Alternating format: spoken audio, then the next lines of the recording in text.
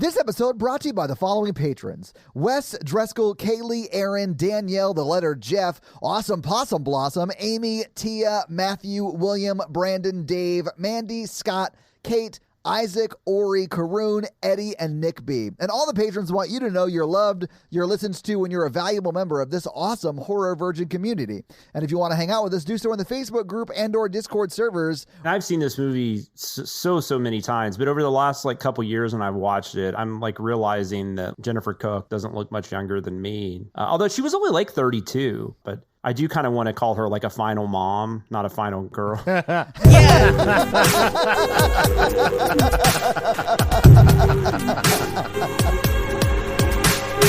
Jennifer Cook, she didn't do a ton of stuff, so I mean... That surprises me, because she's so mediocre in this. Thank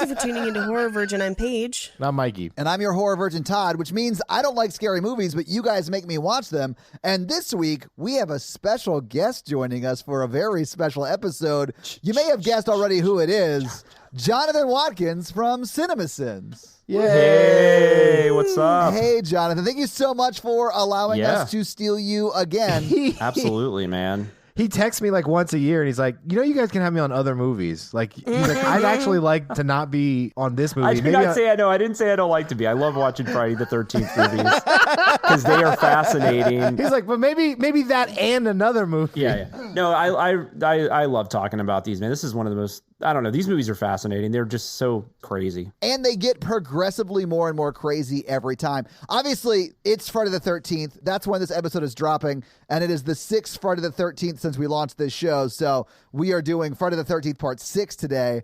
Was this the first time any of you had seen this one before? It had been a long time since I'd seen this one. Okay. This might be the one I've seen the most. I'm not sure. Jonathan, hard same. 5 and 6 together have been the ones I've seen the most. I owned this on VHS. Oh my God. It was a used VHS sale, and I bought it when I was 11 or something. I was older than that because this movie came out when I was 11. But yeah, no, I saw this when it came out, probably on video or whatever, and it was on cable all the time. I've watched this one I don't know how many times, and I probably watch it once every couple of years or something. If I'm gonna venture into this franchise, it's usually one of the go-tos for me. Mm-hmm. Well, and this is the one that everyone references because of the lightning. Because I remember when we watched 5, I was like, I thought this was the one with the lightning, but it's this one. Yeah. And whenever people are like, oh, Friday the 13th is nuts, when the lightning strikes and he comes back to life, and that's this one. So it's a touchstone one. I think whether you like it or not, I think this is quintessential because I think this is the one your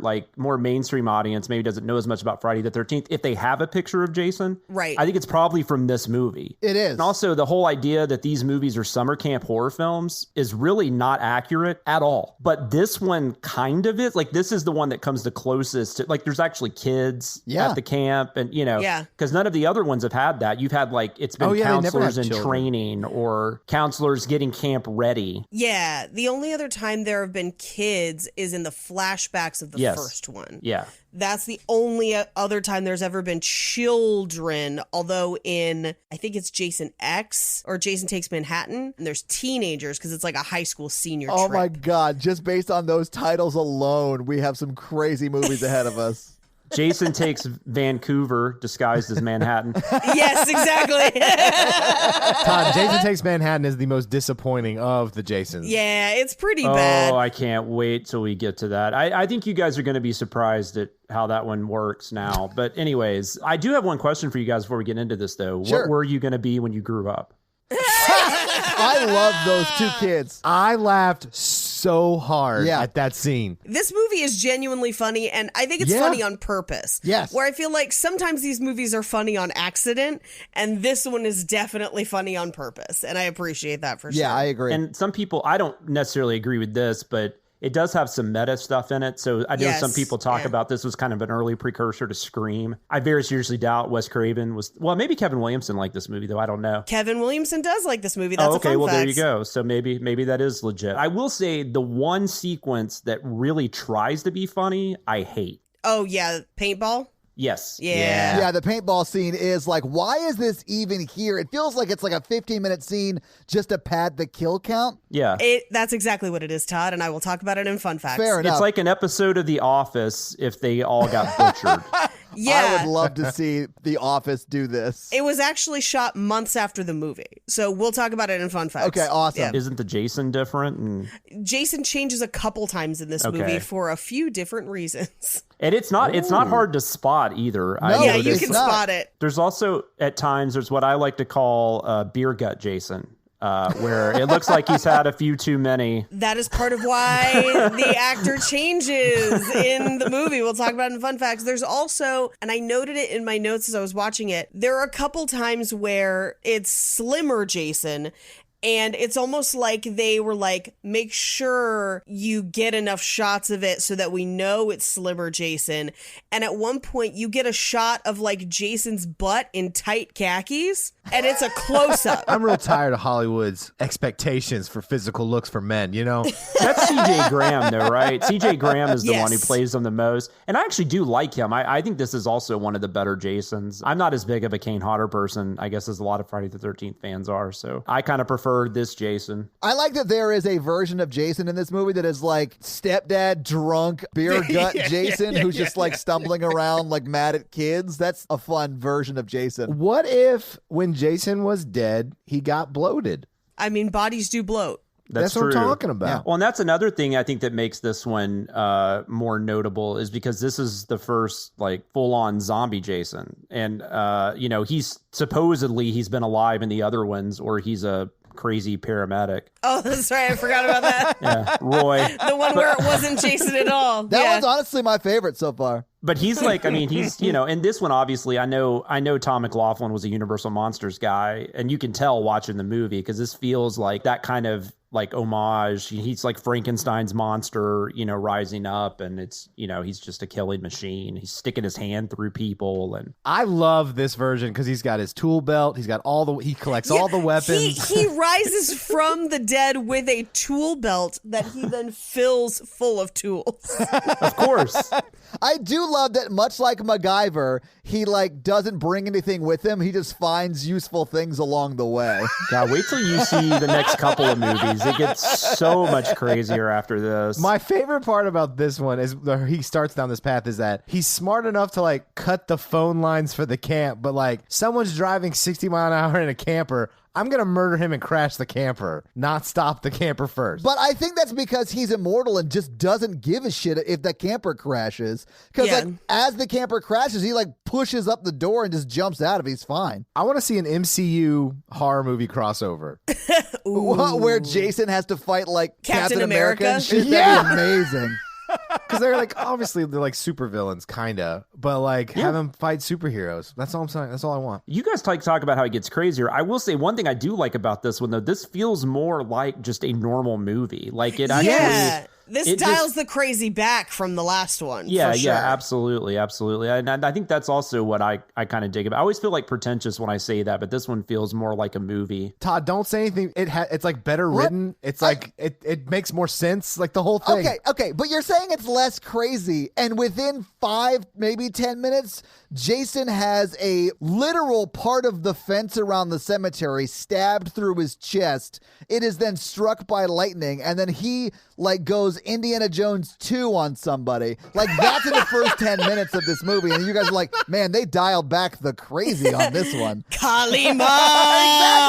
Exactly. Kalima! It's more like a straight up undead monster, horror film. Sure. It doesn't feel like cocaine was just thrown about. Yeah, he doesn't murder someone with an electric guitar. Is all I'm saying. But in this movie, someone while they're playing paintball gets thrown into a tree, and his impact of his face becomes that circular smiley face with blood on it. That's a well-written Friday the 13th scene. The paintball sequence will completely contradict anything good I say about this movie. I can't, but it's there. There's nothing we can do about it. But no, but like this, like there's a story here, like, Crystal Lake has been turned into Forest Green because they're trying to ignore all this. There's kind of an interesting, like they don't get into it that much, but I always find it interesting. Like, the cop is not dumb. He's just more like sick of the Jason stuff, and he's had a hard enough time. You feel like the town is just dead. Like nobody's coming here. Everybody's scared away. So I just feel like he's just kind of fed up with all that. And then you got this guy coming in, being an asshole, like just running in and being like, hey, you've got to come help me, acting like a crazy person. Yeah, what kind of a dick goes up to a police officer and asks for help? Yeah, exactly. So, I mean, he dug up a body and caused a madman to be reanimated. Yeah, exactly. It is Tommy Jarvis's fault. You act like Tommy Jarvis knew that was the risk when he dug up Jason. That's always the risk when you dig up Jason. I mean, Horseshack from Welcome Back, Kotter had a little bit to do with this too. We can't completely, claim he's innocent. Sure. But no, I don't know. It just feels like there's a lot more going on in this that's interesting to me. And I think that the camp, I don't know what they're supposed to be, 32. They're supposed to be teenagers. Okay, those are pretty decent characters. Like they don't make them super annoying. They don't make them like super developed, but they're not like you actually kind of like them. You don't want them to die. Even Court, I'm just kind of sad for Court. I think he thinks he's cool and he's not. And it's just kind of like I'm sorry, man. I know what happened with this movie is some therapist told Tommy Jarvis like to go get closure at Camp Crystal Lake and dig up his body. Well, if it was that place in part 5, that probably did happen. Right? Well, that's what I mean by they're dialing the crazy back. I don't know if you remember, but in part 5, someone gets killed for a candy bar, and we have those crazy motorcycle people that are making that weird soup.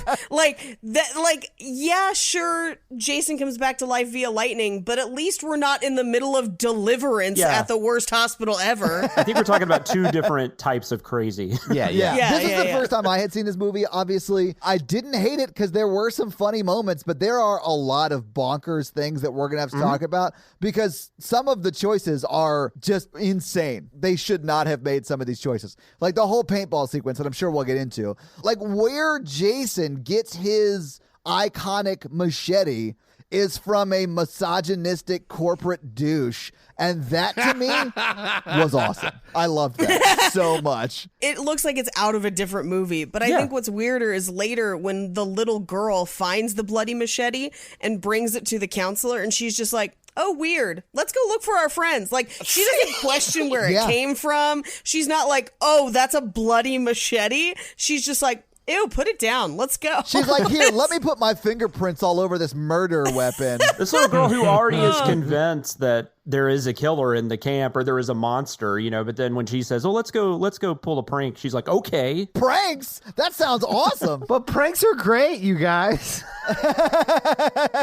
Maybe we should just get into this movie because we got a lot to talk about. So let's just jump into a page. Yes. So we open on the forest. We see a dog eating some roadkill as the blue truck from part 5 travels along the forest road. We cut to inside and it's Tommy and his friend, and we find out that they are going to the graveyard to dig up Jason's body and destroy the corpse so that Tommy can get rid of his hallucinations, which he does not have any hallucinations for the rest of the movie, but that's a reference to the end of part 5 that the studio hated, and so they had to make changes in this one. So what you're saying is digging up Jason's body fixed the hallucination problem.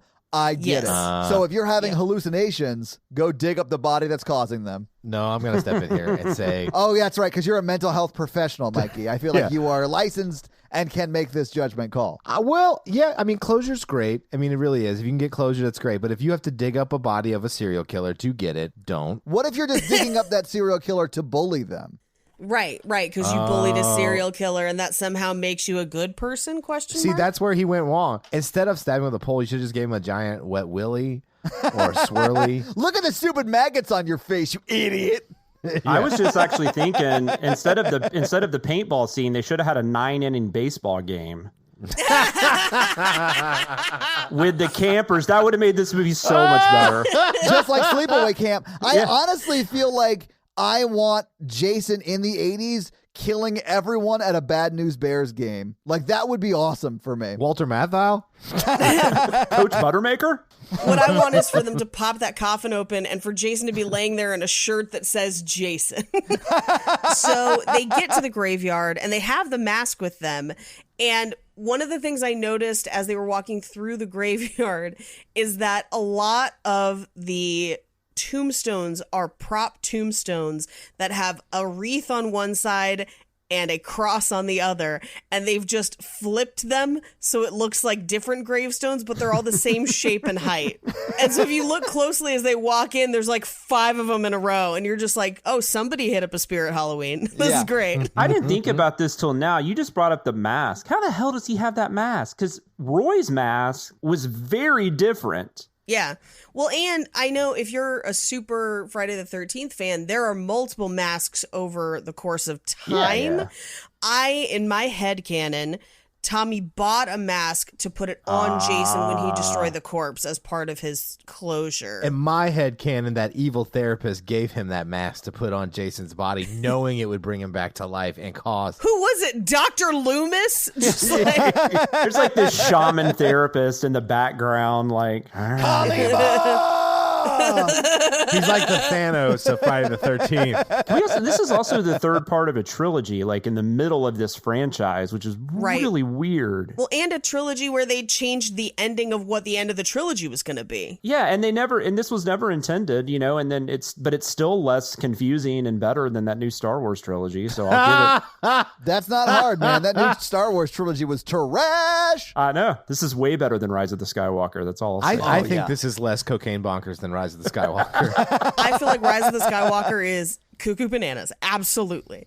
But I also didn't like the one before it. No, it's also Kooks Banooks. Yeah, it's also crazy. I liked Force Awakens. It was fine, I guess. Yeah, I did too. But after Force Awakens, I'm like, I don't know what the fuck is happening anymore. It's almost like hiring 3 very different directors to direct one trilogy is a fucking terrible idea. Well, except they pulled it off in Friday the 13th. So Yeah, they clearly. should have gone back.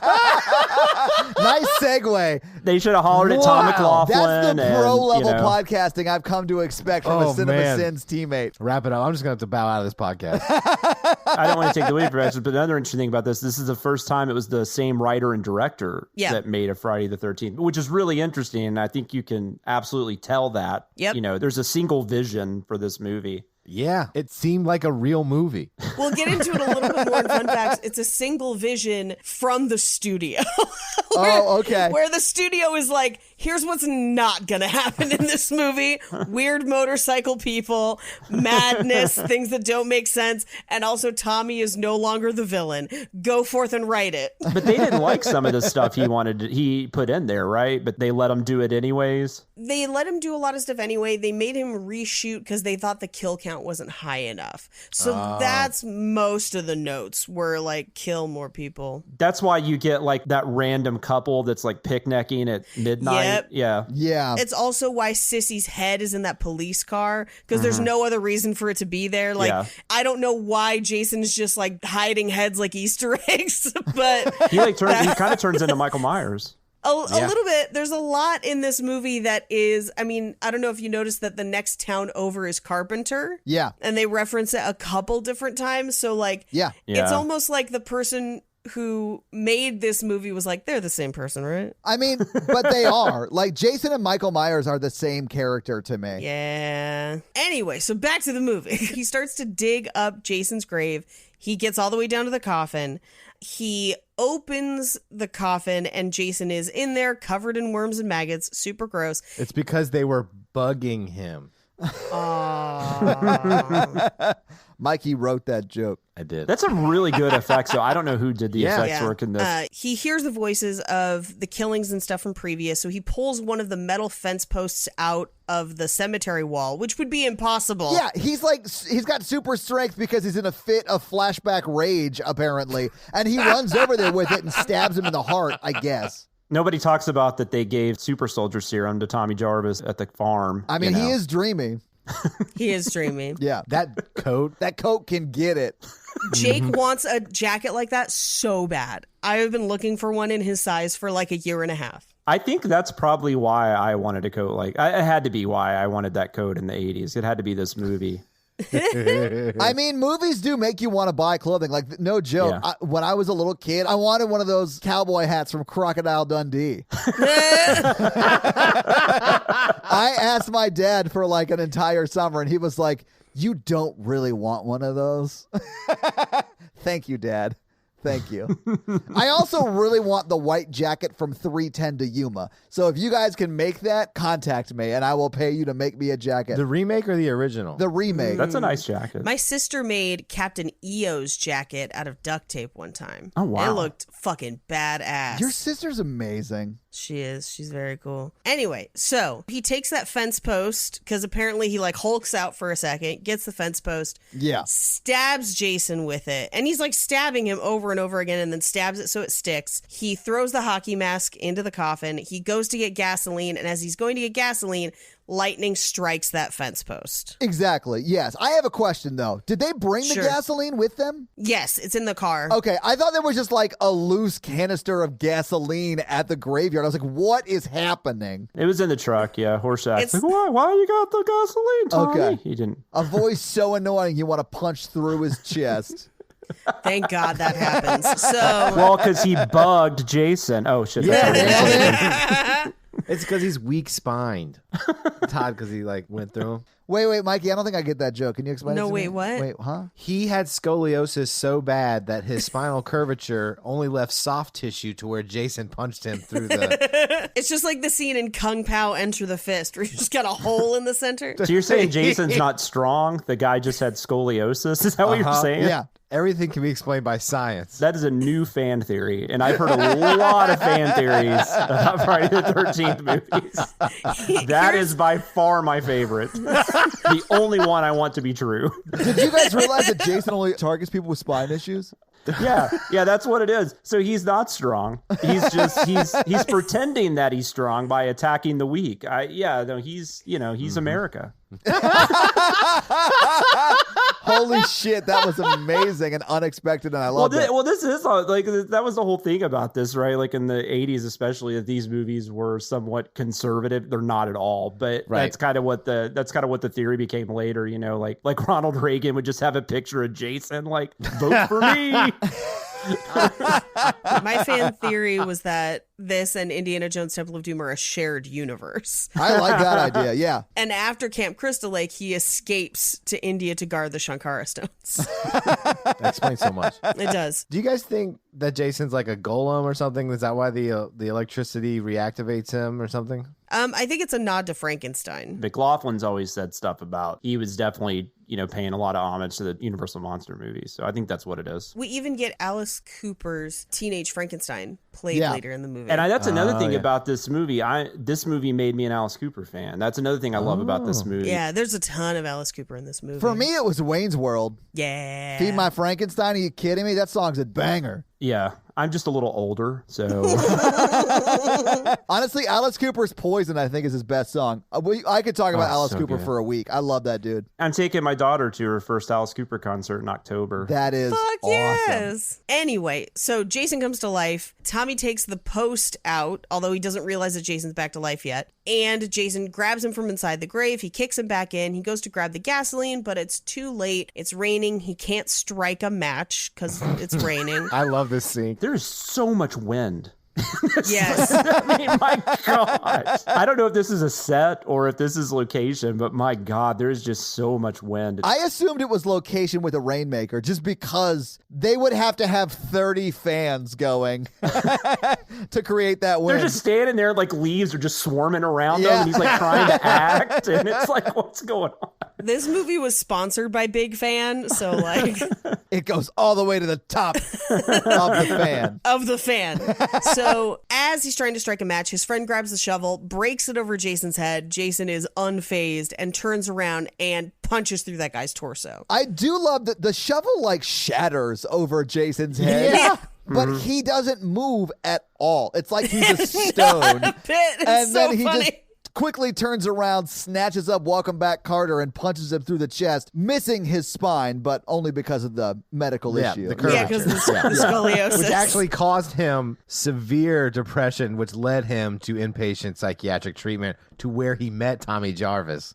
Yeah. Just like Kurt Cobain. Exactly. Wait, what? A lot of people believe that Kurt Cobain killed himself because of his severe spine issues. Oh, yeah, because he was self-medicating. Yeah, but I mean, if you were having to carry Courtney Love's career, it's a lot to carry. That would hurt. I just don't understand how his spine issues got him murdered by her. I was just looking at the cast list though, and Ron Palillo is as the actor that plays this character that was in Welcome Back, Kotter, but his character is named Alan Hawes. Like he got a last name. Yeah, he does, and in the subtitles it says Alan. That's so weird, though. It's weird because it's in the movie for 6 minutes. The people that are more of the movie don't have last names. It's like Sissy, Court. Yeah.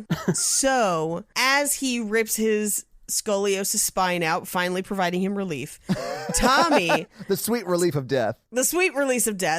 Tommy runs and makes it to the truck and drives away.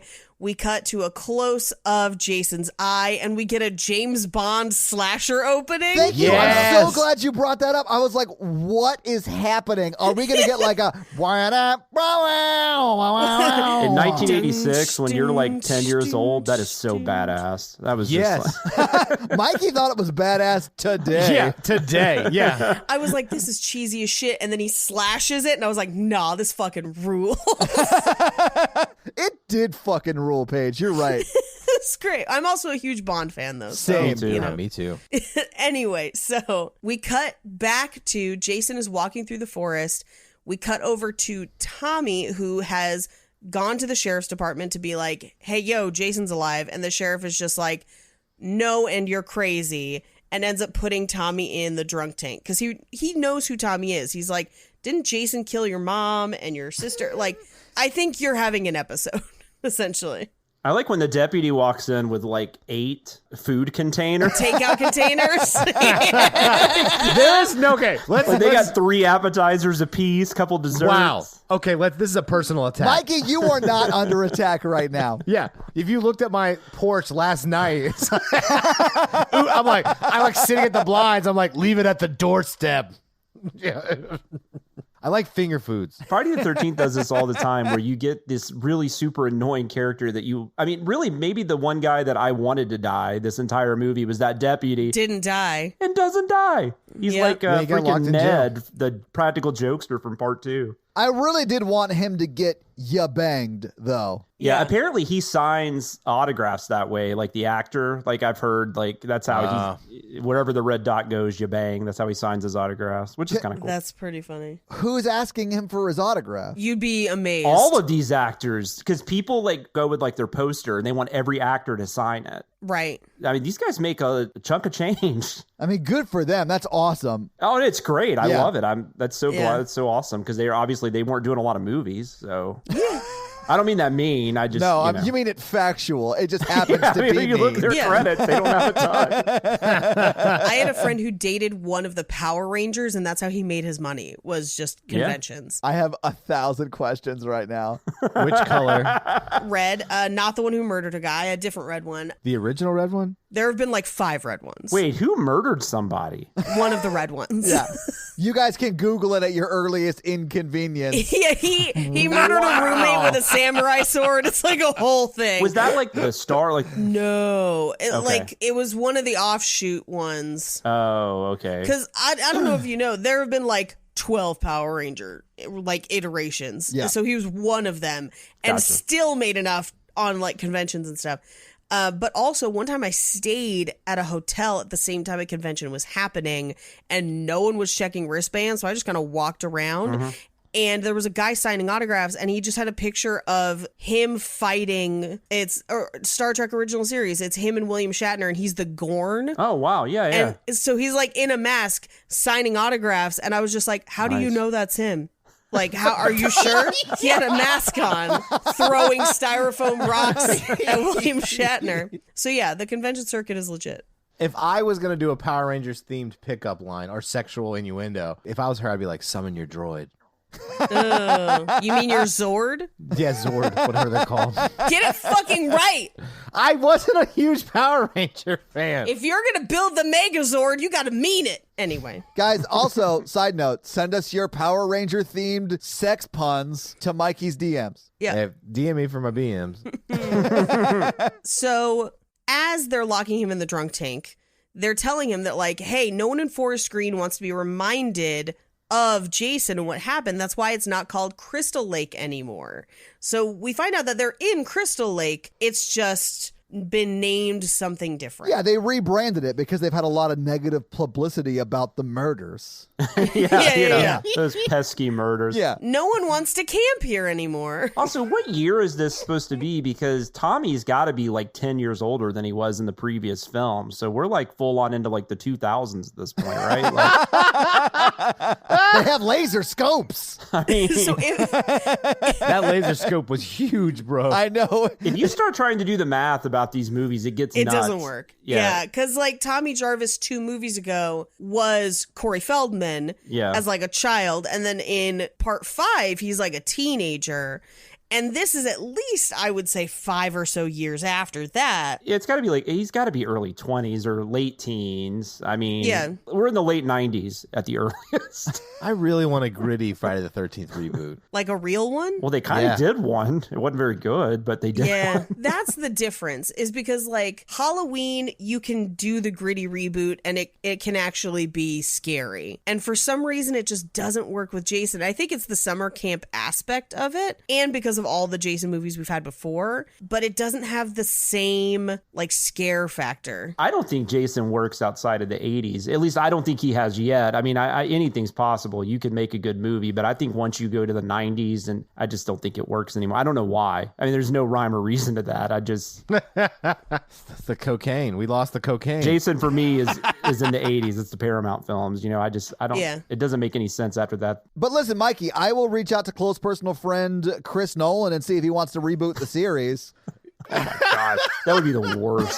That'd be terrible. You wouldn't be able to hear anything. Oh my God.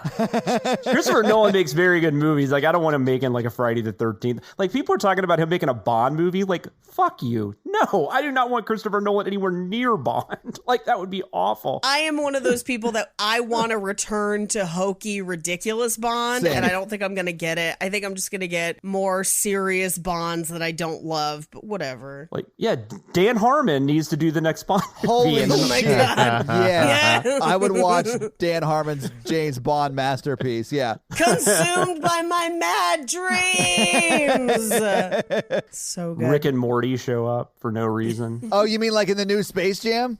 I haven't Oh, seen did that. they really? Oh, spoiler alert. Shit. Sorry. Yeah. Oh, I was not going to see it. Don't worry. I only knew that because it was trending on Twitter. I have not seen it. What I want is a Cloverfield style remake of Friday the 13th. Like found footage? Like you're in the city, all of a sudden people start getting murdered and people are like, what's going on? And he's like killing cops that respond. He's like just running around the city killing a bunch of people. Like the media coverage and like societal response, but the person who's doing it is like an unstoppable killing machine like Jason or Michael. I think you could do that, but I don't think you could do that with Jason. Mikey, you just described Terminator. Pretty much, yeah. Well, they're not a robot. Okay, but like until people realize Terminator's a robot, that's Terminator.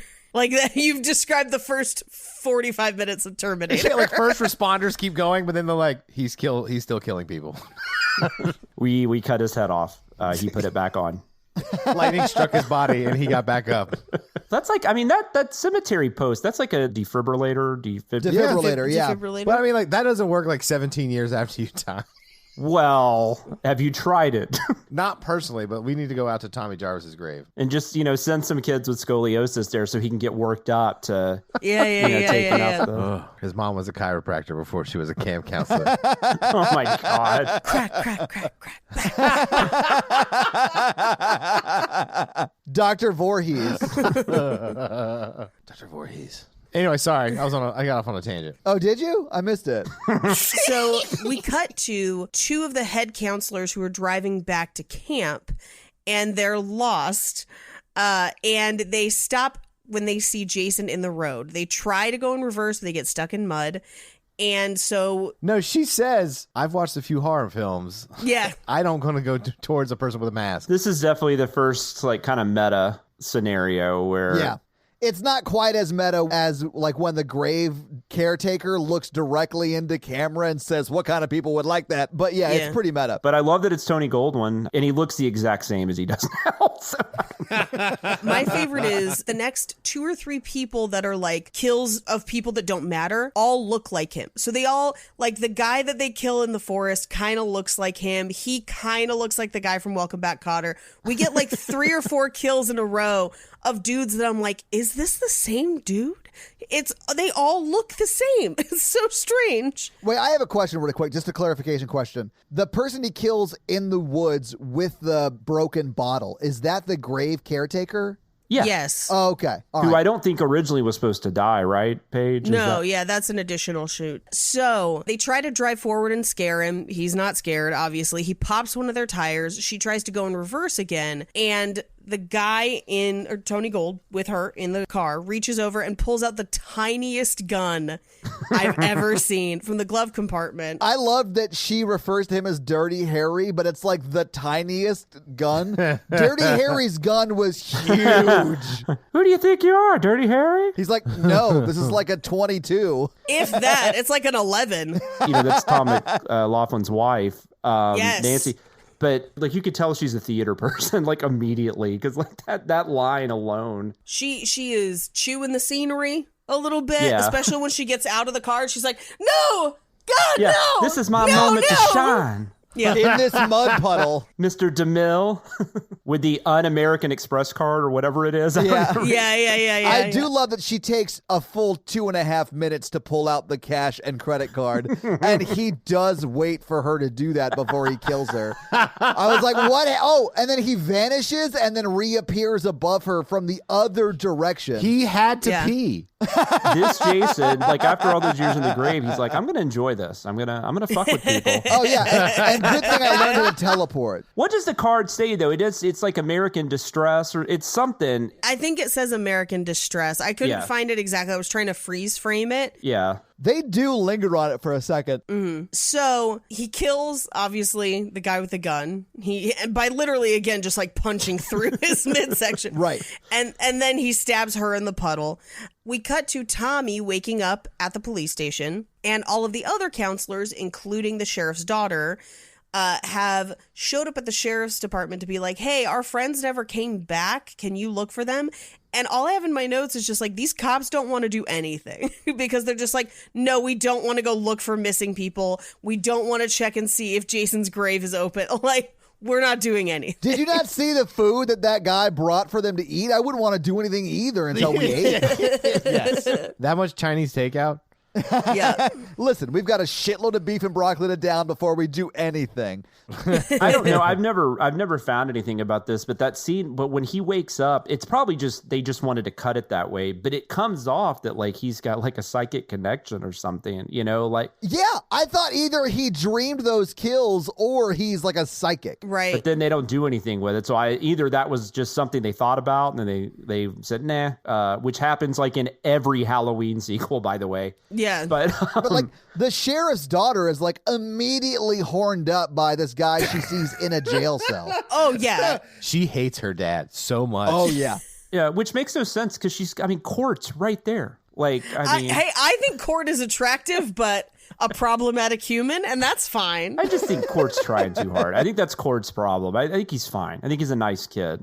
My favorite is when the sheriff just goes, do you know a seamstress? Just because not a single one of his clothing items is not torn. That's kind of more commonplace now with the holes in the jeans, and it's more stylized. But I do remember that back then when people would wear holes in their jeans, that was always a joke. Like some parent would say something stupid like that, So. Is the sewing machine in your house broken, son?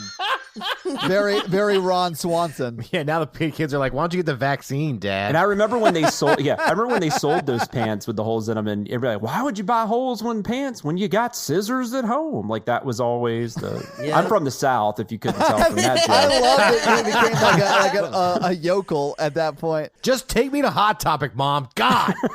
Damn it. I want my vampire necklace. Come on. So Tommy seeing an opportunity is like, hey, be careful out there. Jason's like loose. And they're just like, he's crazy. Don't listen to him. Right. But She's like, tell me more. Tell me more about your interests. yeah. So we cut to the cemetery where the caretaker, the groundskeeper, finds Jason's open grave with the other body in it. So it looks like somebody just dug up the body and defaced it, not that he's escaped. How does he not know that that's like a fresh body, though? Well, because it's just the foot. Yeah. Listen, he does say he only has a GED. He's not college educated. He's a day drinker, too. Or That is true. He is a little shit-faced at noon, so whatever. Day, night, midday, all day. Yes. He felt like a theater guy, too. I feel like they got a lot of theater people for this movie. Well, he has like a weird monologue in the middle of it. Yes, he does. I don't know why he does that. And he was like, he would go to the director and be like, hey, man, I'm gonna do an eye thing. Is that cool? Because I think my character needs an eye thing. And I feel like my character would look directly into the camera at one point. Well, and he's looking into the camera. He's just, I'm a high school graduate. I deserve this job. I earned it. Some folks have a strange idea of entertainment. And you're just like, what the hell? It's like every sentence that comes does not at all relate to the sentence that came before it. It's surprisingly at the 1987 Academy Awards, this was not mentioned. It's the same speech he gave when he went back to the graduating class of 1984 and gave the graduation speech to the town of Crystal Lake's graduating high school class. Forest Green. Forrest Green. Excuse me. I deserve this job, Forrest Green. Meanwhile, Jason is heading toward camp, and we cut back to the counselors who have arrived at camp and are starting to set up. And they're like, yeah, it's weird that we haven't heard from our friends. And Megan, the sheriff's daughter, all she wants to talk about is Tommy. And then, like, all she wants to talk about is Jason, where she seems low-key aroused by the idea of Jason coming back. Oh, so this is like a precursor to Investigation Discovery. Also, how far is this camp from town? Because if he's been walking all night, I feel like he doesn't get there till later that night. Jason has some kills to make along the way. Guys, like, He does not have a compass. Oh, that's true. well, what you don't know is Heather from the Blair Witch Project was like, sure, she knew the way, and Jason was just following her. And then, she got them lost, and so he kicked the map. He threw the map in a creek. Yeah, he threw the map in a creek. So, like, it's a whole thing. Wait, isn't that guy's name Mikey? It is. Yeah. Yes. In Blair Witch, yeah. Yes, it is. It's a funny episode. I just now thought about that. He also stopped and played paintball. But this is also where we find out that today is Friday the 13th and the campers have arrived, which we're watching them not even set up, and now there's children around, and they're just completely ill-prepared. I know in the first one it's Friday the 13th, although I don't know that they make a huge deal about that other than that's just why they named the movie that. But I don't remember another one where they're like, it's Friday the 13th. Like, I don't think maybe. they do. Yeah. I think this is the only one that revisits that, at least in chronological order, because I haven't seen the later ones. But I mean, they really drive the point home that it is Friday the 13th in this movie. They bring it up like 3 times. Yeah, when he's in space, they make a big deal about it being Friday the 13th. Captain's log, Friday the 13th. You picked a hell of a day to get here and talk about Jason. That's years from now. Yeah, that's years from now. I think this is actually kind of borrowing from a Halloween thing, because Halloween is very specifically tied to Halloween, and I think they're trying to do the same. Yeah. I can't wait till we do Halloween 4. I hope Tom Atkins comes back. He does not. I know. I'm very sad about that. Huge Halloween 4 fan, by the way. Just throwing that out there. Anyways, go ahead. Oh. Well, yeah, we'll get you back next year for Friday the 13th. We appreciate you coming on. No, I just feel like I need to do this after Mikey tried to call me out. I don't even have Mikey's number. I don't know what he's talking about. That's so sad. Mikey checks in with me every now and then. It's very sweet. Yeah. I don't know what's the truth now. The truth is that it's a hell of a day to do this because it's Friday the 13th. I only come around. Like, Jonathan is our Jason. Yeah, he is. Yeah, that's true. You guys don't know this, but I just stab him with a metal fence post If you only had to work on Friday the 13th, you could just sleep the rest of your life. That'd be awesome. Yeah, I need to join whatever union Jason's a part of. And Mike Myers, honestly. They only work one day a year. Well, I mean, the rest of the time, Mike Myers is busy pulling 6 bullets out of his chest. Well, so's Jason because he gets shot 5 times with a revolver in this movie. It's 6 times. I counted. Anyway, meanwhile, in the woods, this is the paintball sequence where we encounter multiple people who are on like a paintball team building activity. And Jason decapitates 3 of them at once and then hunts down another one. That's all that happens. It is all that happens. We have to talk about it more because he gets his quintessential machete from that guy who was like very upset that there's a woman on the executive team. The woman shot him. Yeah, and she's beating everybody at paintball. Yeah. She should be home in the kitchen like all the other ones. He says something like that, right? Yeah, no, it's real offensive. I wrote it down. Dumb broad. She tricked me. Why doesn't she stay in the kitchen where she belongs? Women shouldn't be allowed in these games. This isn't games. This is life. And he's just chopping at a branch with the machete. See, this is what people had to do before Twitter. Jason smashes his face against a tree, and so we get like a bloody smiley face on the tree. And if you look at the tree before he smashes his head into it, that smiley face is not there. So his face created that smiley face blood impact. Without this sequence, how would he have gotten the machete? I mean, they could have had one at the camp or... That's true. Anyway. Yeah, machetes are so rare. That guy that was like whining and dining his girlfriend, he could have been showing her a machete. I don't know. I mean... Hey, girl, you want me to show you my machete? Mikey, if you take someone on a date to the woods and then reveal you have a machete, she's going to run from you immediately. Yep. Yeah, that seems very poor planning.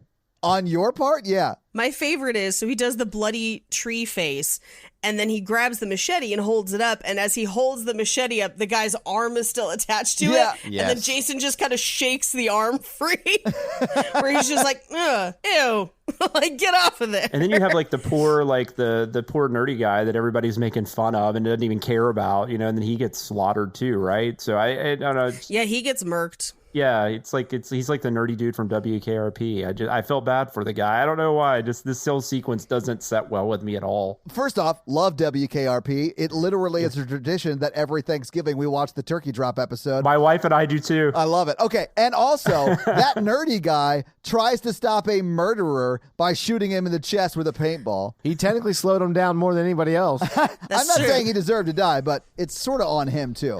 This is also where we get Jason's butt shot. Yes, where it is. as he walks past the guy, we get like a slow pan across him in tight jeans. And I was like, are we sexualizing Jason Voorhees? What is happening? I heard Patrick Wilson was the body double in that scene. If only.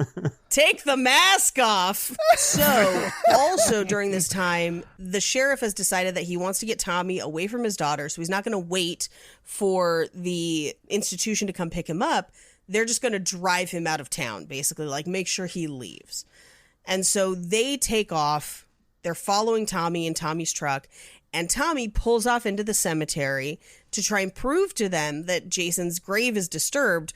But what he doesn't know is that the caretaker has covered it back over. But what's really funny is once he veers off, the cops turn on the sirens and the lights.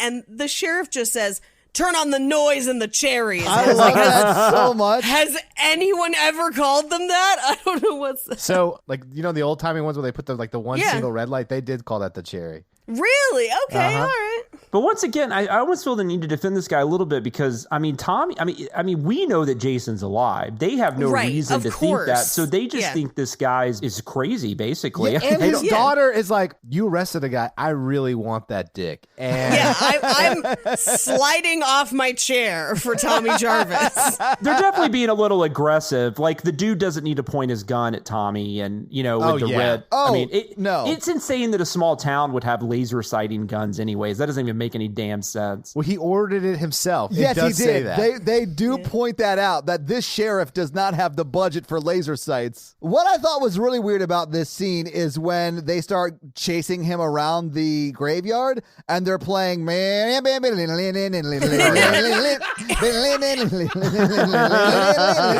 like yakety sax until they tackle him. That was a weird choice. It Yeah, is right? a weird choice, but also it's a cemetery. So, like, it's open field, but they're still staying inside the lines. It's like the scene in Shrek 2 where they chase that mascot Yeah. through the Disneyland line. Yeah. You're just lucky it wasn't the night before, because leaves would have been blowing everywhere. And they would have I do think the sheriff is taking things a little bit excessive. He doesn't need to threaten Tommy to keep him away from his daughter. He just sure. needs a shirt that says, "I'm the father of a hot girl, and if you touch her, I'll make sure that you never see," you know, those like ones that are like, "I was born in September and I'm a plumber." Like, now that I have a daughter, I really hate that stereotype, because like most dads are not like that I know. You know, for sure. Absolutely. there are exceptions, but like I'm like, yeah, my daughter's gonna date. It's fine. It's all part of life. Hope she finds a good guy. Jonathan, if Tommy Jarvis came to town and he was arrested immediately because there's people missing, would you be okay with it?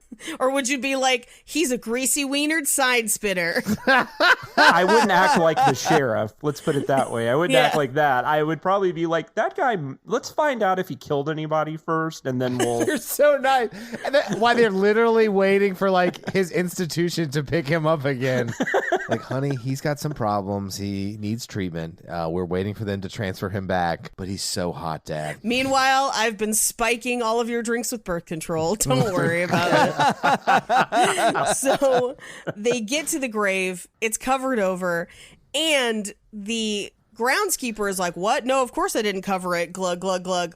But my favorite is he just says, "Does he think I'm a fart head?" And I was like, Oh, man. and then it cuts immediately to all the children going, "Yay!" Yay!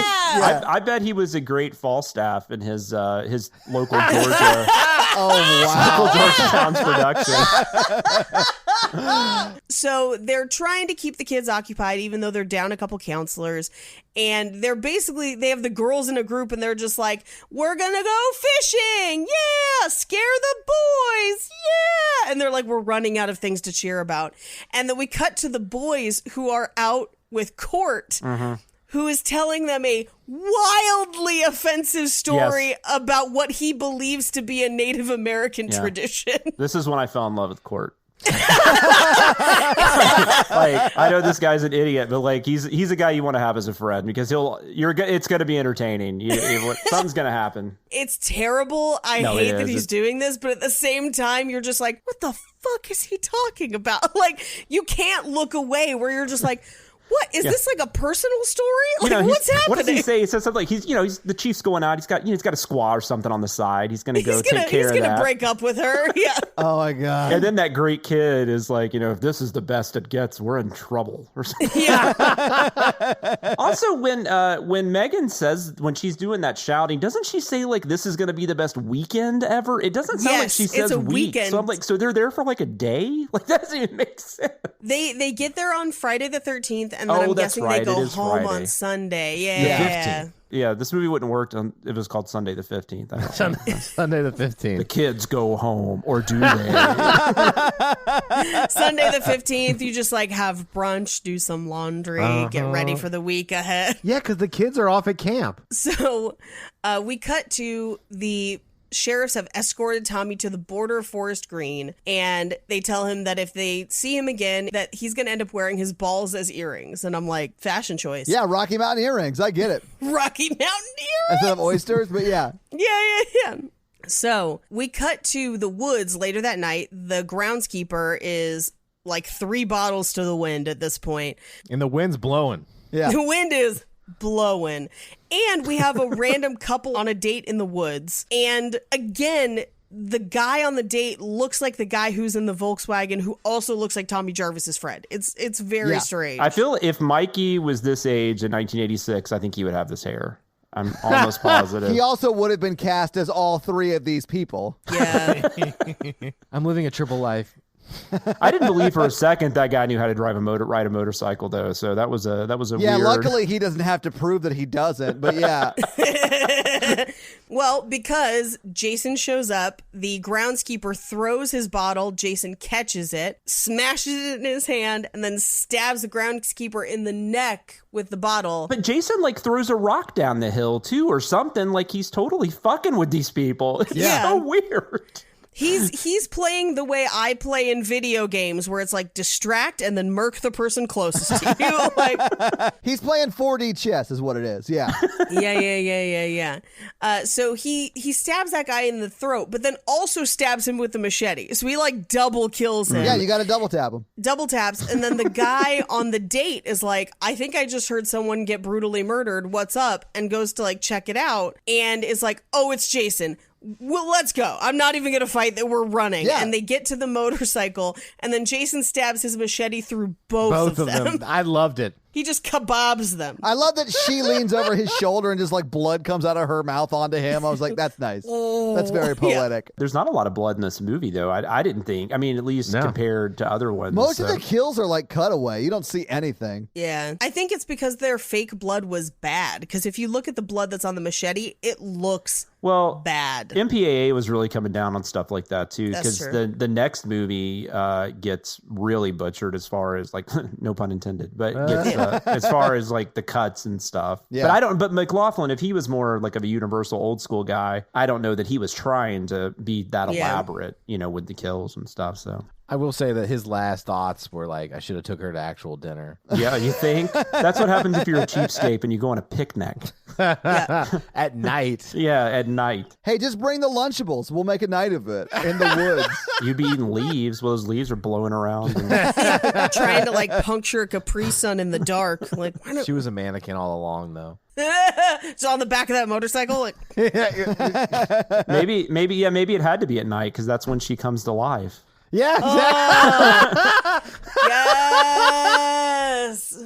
So, cut back to the kids' cabin where the kids are getting ready for bed. And this is also the first place where we see that they have hamsters in this cabin. Yeah, who brings hamsters? We get like 4 cutaways to those hamsters. I mean, it is really odd, but I just figured like it was like sponsored by like Richard Gere or something like that, and it was just like a thing they had to have around. I don't know. I don't know how it is. Talk about a joke from 1986. Johnny Carson, ladies and gentlemen. So is your refrigerator running? So meanwhile, Jason makes his way to the counselor cabin.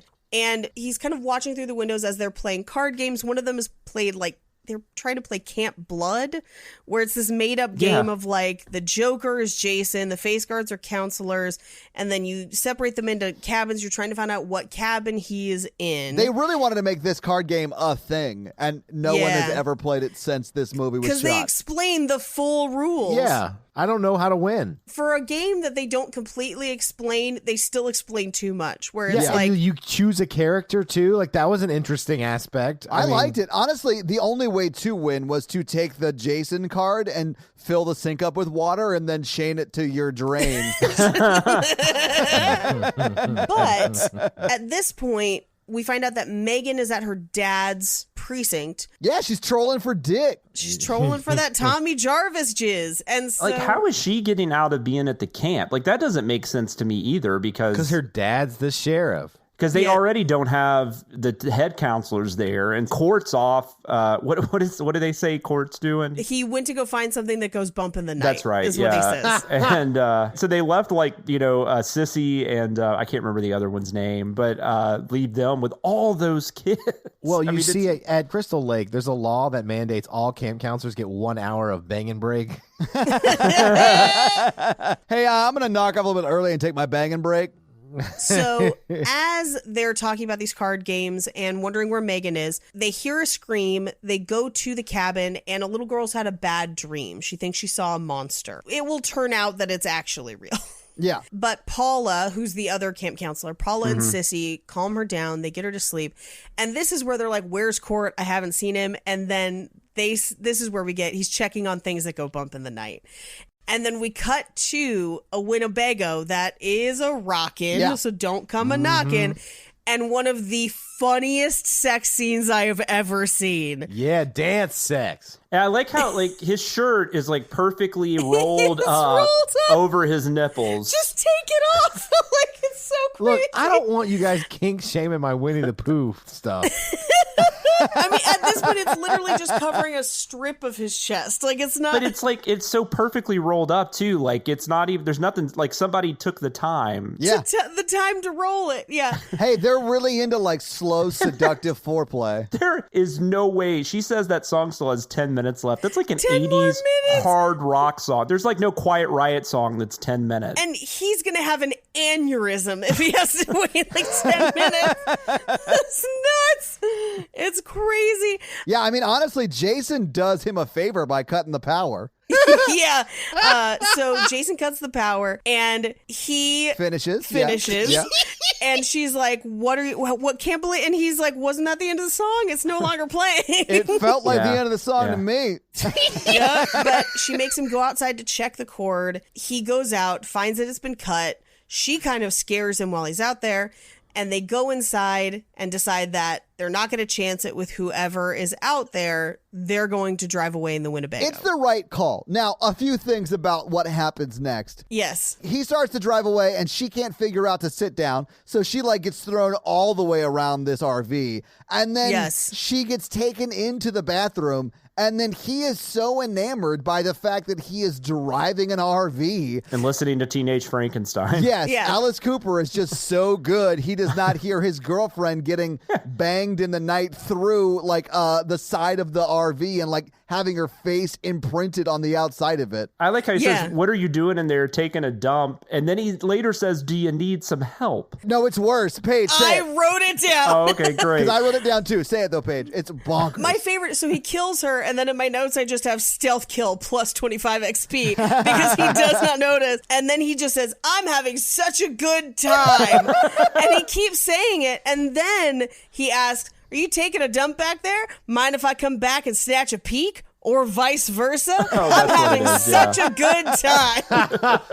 He's just saying his needs. Why are you guys all over this guy? It's a real John McAfee move. I don't like that joke at all. Regardless, Jason comes up behind him, and it's not till he sees him in the rearview mirror that he's like, oh no, and he gets stabbed in the head, flips the Winnebago. Jason climbs out and stands on top. We've all had sex with someone and then slammed our foot on the pedal and flew them back into the back. We've all done it. No, I wish. I don't even know like if I've ever ridden in an RV, so I know I haven't experienced it. Oh my God. I'm not much of a camper. So this is like an actual like stunt scene. Like there's, no Friday the 13th movie had done something like this before. Like there's like a car crash and, there's stunt work being done and stuff. I don't know. Even though I don't think this is not probably the most expensive film in the franchise, but they made it look bigger than it actually was. Yeah. We cut to Megan at the sheriff's office, and her dad is lecturing her about how Tommy Jarvis is a sick boy, and she's kind of, Into it. She's super into it. I don't understand super it. into it. Yeah. But she's answering the phone and prank calling people kind of. Well, no, she answers the phone and she's like, well, my stepdad can't come to the phone because he's draining his lizard right now or whatever. And then she's Right. like, oh, no, here he is because he's like, shut up or whatever. I can tell you that Yeah. like my daughter, like the idea of me like peeing probably horrifies her. Like I can't imagine she would make a joke about that. Like she would make other jokes, like making making fun of me, but like that, I don't know. There's certain things I just can't imagine. I like how you're very open about how your daughter will make fun of you, but not about urine. Well, of course she makes fun of me.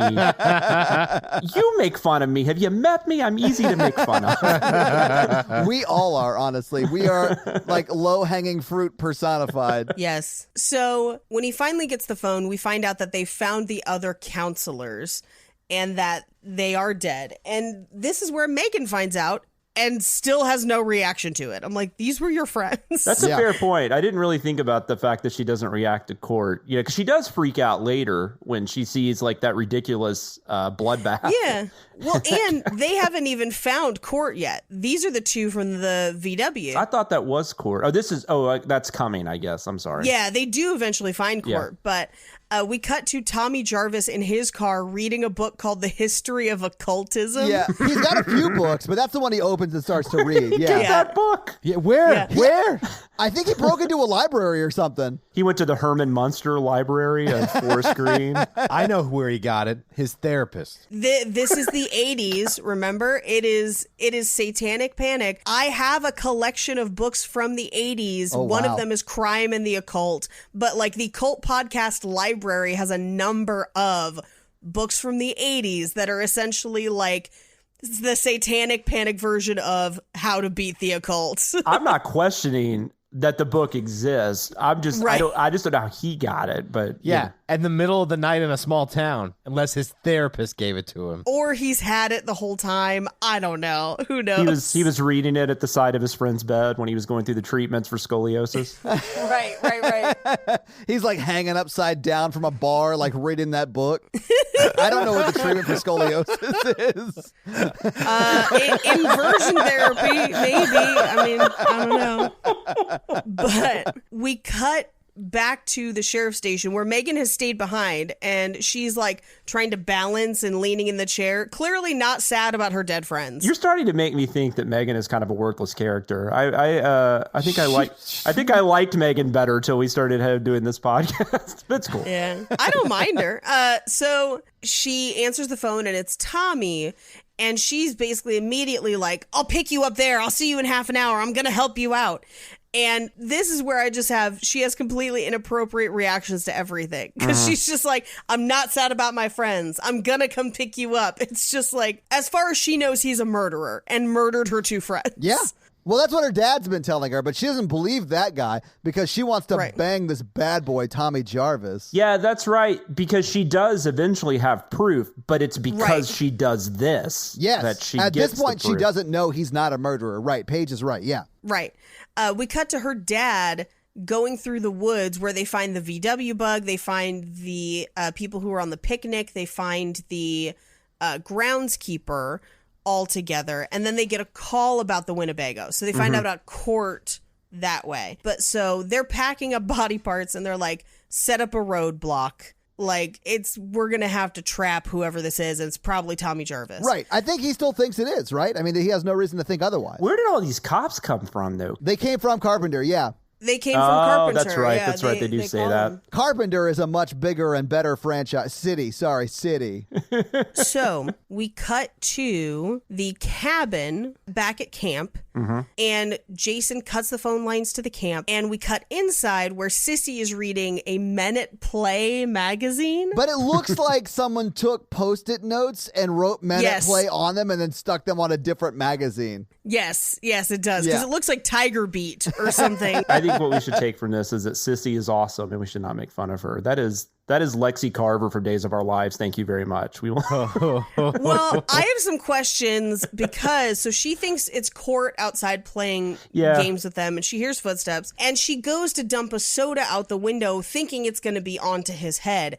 And as she does so, she leans over and we reveal that she's wearing suspenders under her shirt Yep. to hold up her pajama pants. Yeah, I wanted to ask actually you about. I was thinking when I was watching, I'm gonna ask Paige about this. Is that an outfit that people wear? Because I've never. it's like sweatpants. And here's the thing, suspenders over the top, I would have been like, yeah, it's just the 80s. Yeah. Underneath, and extra craziness. When she leans over to the window, we see the suspenders in the back. When she stands back up, we see her from the front. We don't see the suspenders in the front. Suspenders in the back, party in the front. No, guys, listen. You guys just need to suspenders your disbelief, all right? Oh, that's a good one. Thank you, Mikey. I made a great Mikey joke, and I'm very proud of it. My theory, because her sweat shorts are rolled, which means they're probably too big for her. Yeah. My theory is when she went to go bend over to the window, she was showing crack. And so there's a they did prop it just for thing. that one scene. Yeah. and didn't think anybody would notice. This is a very suspender-heavy movie. Tommy Jarvis is wearing suspenders the whole time. Like, a lot of people are suspendered up. No, I think you're probably dead on because they probably didn't have like extra pairs of pants and stuff like that. And it was just for a second, so they just decided to make it work. But yeah, I'd never noticed that before until this viewing. It's so odd looking. It's so strange. It's very, very strange. But so she goes back to the window because she doesn't hear any reaction. And Jason jumps up and grabs her through the window and then literally just spins her head around. Yeah. It's just like Exorcist does her head. I hate and that's one thing I guess I kind of like about this movie because I don't like that she gets killed. Like it's like not that I like people getting killed, but usually with these characters you can at least be like, oh, they're assholes. Like wait until you watch part 7. Right. There's so many assholes in that movie. You're just like... You say that like you're not also going to be forced to watch part 7, Jonathan. Yeah, I'm like, oh, wait till we watch part 7. Oh, no, I'm excited. No, I'm saying wait till we talk about part 7 after you have me on 5 other episodes before. But no, seriously though, like her and the other girl who I think is Katie. Oh, Paula. Paula's the other girl. Paula, that's right. They both seem like really sweet people and they're just, they were, just excited to come to camp and do this, and now they're like, I don't know. Yeah. Paula especially because she's like comforting the children and stuff. Yeah. That is a big difference from the franchise. Is like this one, the only person who's like super unlikable is the sheriff's daughter. Yeah, and she's not even super unlikable. Like, I mean, she's fine. She's just kind of odd. And the deputy. I mean, her and the deputy should have been the ones to hook up. The deputy's horrible. Although, isn't there an alternate ending? Did you have that in your... No, I do have some notes about an alternate plot where there was like a separate plot with Jason's father. Oh yeah, and I've heard that's in the novelization or something, which I've never read, but I'm sure Todd's read it several times. I've never learned to read. Look at his face. I remember hearing something at some point. I don't know if this was accurate, but there was something about because he's in that jail cell. That's the last time we see him. Yeah. He gets put in the jail cell, and that somebody shows up and points the gun at him, right. And you never find out who it is. I don't know, but I don't know if that's true. I didn't see a ton of notes about that. Yeah. I mainly just saw notes about the additional thing with his dad, and part of the reason they cut it is because they'd established that he was cremated, and if they included that storyline they couldn't have done the lightning, and so they were like, well, just cut it. Yeah. That's a weird reason. How would that work? Like, well, and it was like at the sheriff's station, so it's almost like Jason's dad shows up and it gives Tommy's story like validity, but it also created a bunch of other problems. I can see that. I'm glad they didn't do that. Because his father is Michael Myers. Because he worked with the therapist that sent Tommy Jarvis there. And in that facility, they treated him later on with Dr. Loomis. That checks out. All that checks out. Yeah, I think you're right. And that other guy had scoliosis. I think all this is coming together. His dad, the chiropractor. And you hang upside down and read to cure scoliosis, we discovered in this episode. So I feel like that's legit. I don't know. I'm not a medical doctor, but... Neither are chiropractors. Anyway, meanwhile, Megan comes to pick up Tommy and she insists on driving. We cut back to the cabin and get like another close up of the hamsters.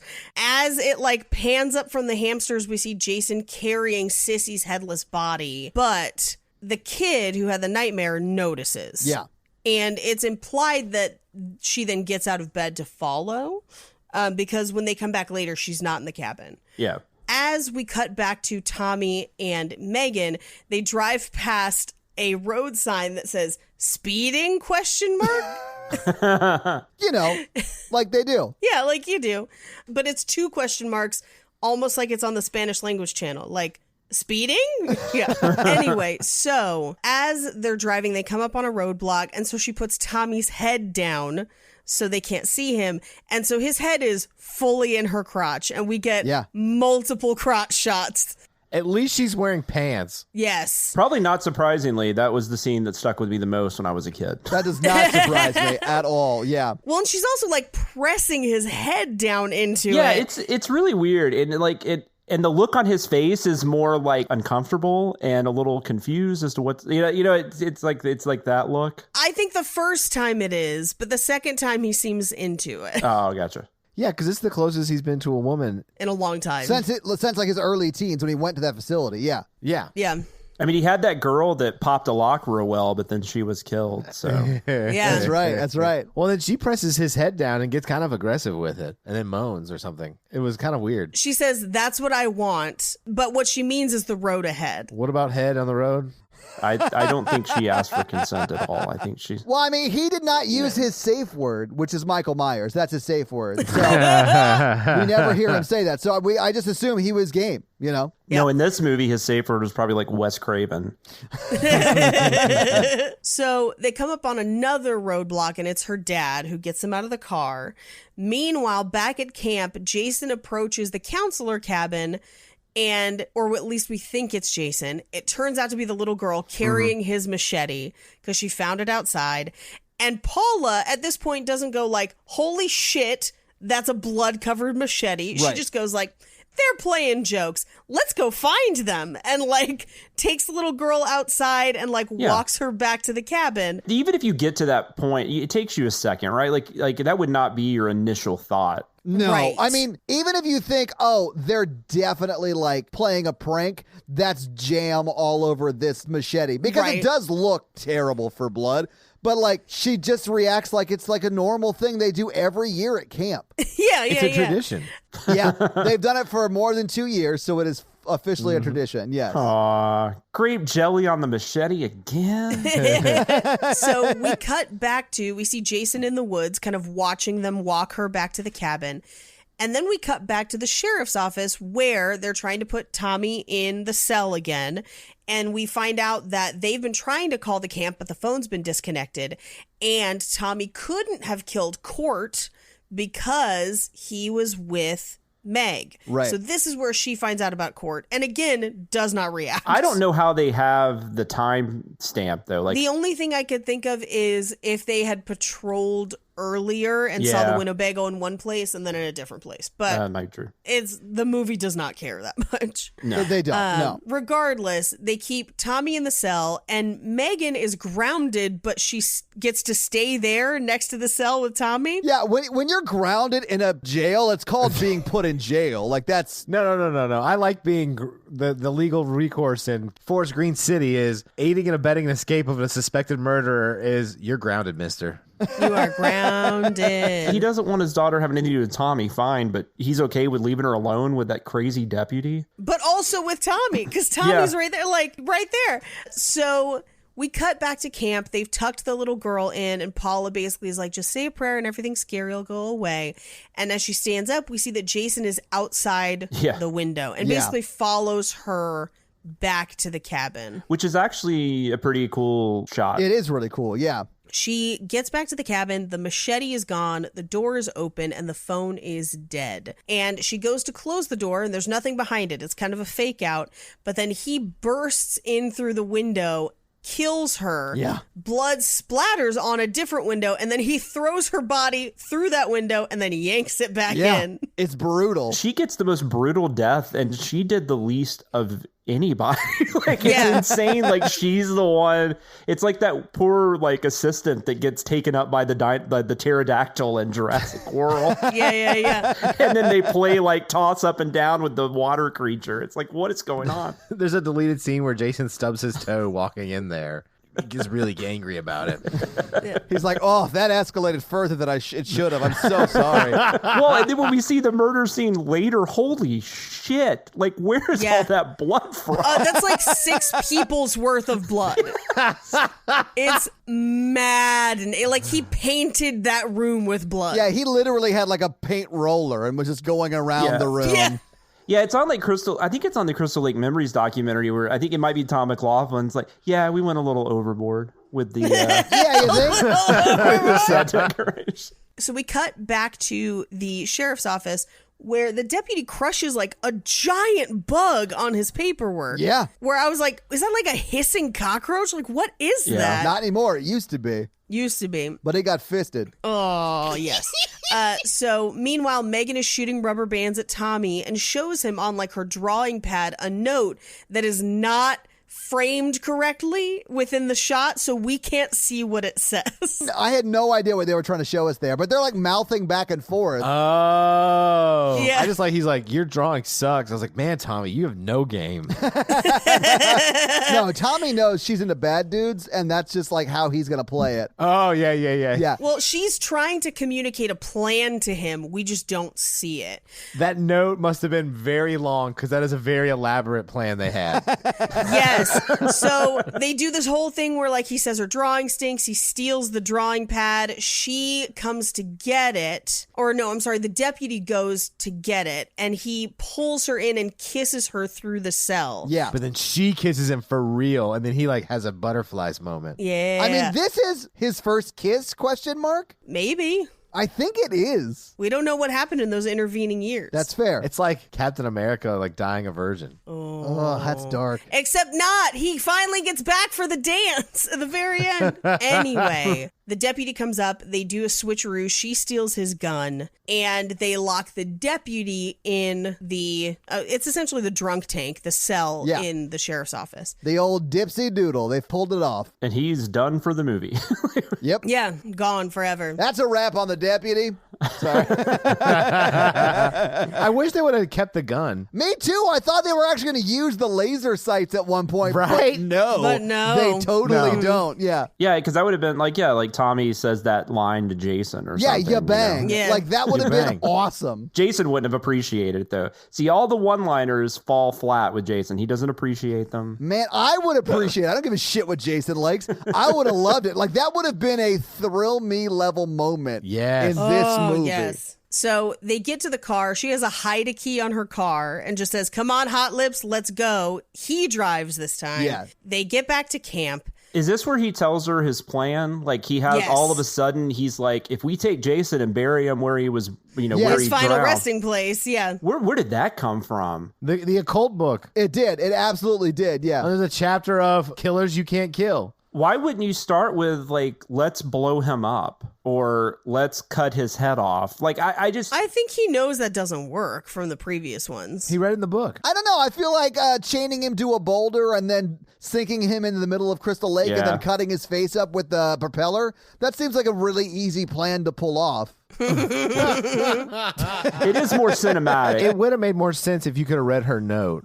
That's true. That's true. So we cut back to the camp where Jason goes into the little girl's cabin and approaches that little girl's bed. Yeah. And he walks towards her just as the cops show up, and he leaves. And she essentially makes a run for it. Yeah. But we also get another close up of the hamsters. They got their SAG cards from this. Oh, yeah. In an early draft, they were very, very important. So Jason gets back to the counselor cabin, and he walks in, and this is where it's like so many people worth of blood, and we get a close-up of blood across the spilled popcorn, which I thought was Yes. really funny. Which, honestly, if you've ever put hot sauce on popcorn, it's delicious, but it looks kind of like that. Yeah, Ooh, I bet that is good. It is really good. Frank's, oof. So I good. put that shit on everything. So they get down to the docks, and Jason approaches and like immediately takes a guy out with a throwing knife, which this is the first time we've ever seen Jason just throwing knife skill at somebody. Was that a knife, though? I couldn't tell what that was. I thought it was like some kind of fishing equipment or something. I thought it was a dart because they cut right to a dartboard later. But I mean, honestly, it could have been a knife. I have no idea. They do, but the handle's not a dart. At first, I thought it was a piece of that fence, but then the handle is like a knife. And so I'm like, He's still like walking around with the fence, like parts of the fence. yeah, I don't know. But I like all this too. For some reason, I like the fact that there's like cops there, and it's like it's still not safe, right? Like there's like Right. like the cops have shown up. So in a lot of movies, that would be like, okay, cool, and because you've never had that in a Friday the 13th movie. But then he just starts killing the cops. So it's just I don't Right. know. Yeah, It's- he does not care. Yeah. He does not care. The sheriff checks the boys' cabin. Everything's fine. Then checks the girls' cabin. One girl is missing. Behind the woodpile, one of the other sheriffs is looking for Jason and finds the little girl. And she tries to tell him, like, there's a scary man. He's walking around. And as she tells him, Jason shows up. And this is where he shoots him 6 times. Yeah. In the chest. he does. And then Jason just crushes his skull. This is the guy too that's got like the weird jacket. There's like Yeah, with fur. yeah, the fur. Yeah, I was like, is he a state trooper? Yeah. But this is me watching a movie. I'm sitting there trying to figure out like where is that fur coming from? Like where does it start? Where does it end? It doesn't make any sense. I've heard that before. It's like he has an apple bottom jacket. Like he brought that jacket from home. He's like, I will be in your movie, but I get to wear my jacket. Yeah. So he kills that sheriff. The little girl runs into the other sheriff, the one we've been following, Megan's dad, and all the campers are awake. He takes everybody to the girls' cabin, basically consolidates them to make the kills easier, and has them stay under the beds, don't come back till he comes back. He goes outside and then has the slowest trip ever onto that other body, where he literally was like, oh. When the kids are going under the bed, did you guys catch the double jumpers? Yeah. Yes. The Olympic jumpers? Like Yeah. Did you catch the kid who carried they made sure to show the kid carrying the hamsters under the bed. Yeah. We used to rewind that scene constantly because it was so fun. That's amazing. You can tell they're jumping onto mats that are almost as tall as those beds are. Like somebody shot that. It's like, we need stunt kids in here. We have to. This is important for the movie. More important than the hamsters. Nothing's more important than the hamsters. Let's go back. The sheriff falling is pretty hilarious too. It's pretty hilarious. He backs away. He ends up shooting Jason a number of times, tries 2 different guns. And my favorite is he'll shoot, Jason will go down and then just pop back up. Like just sit up. He's totally fucking with him. He's totally messing with him. Yeah. But Megan and Tommy arrive and they're yelling for him. And she checks on the kids in the cabin. They're all right. The sheriff is running through the forest, kind of running from Jason. Tommy takes off to the dock to set up his plan or whatever with the chains and the rock and everything.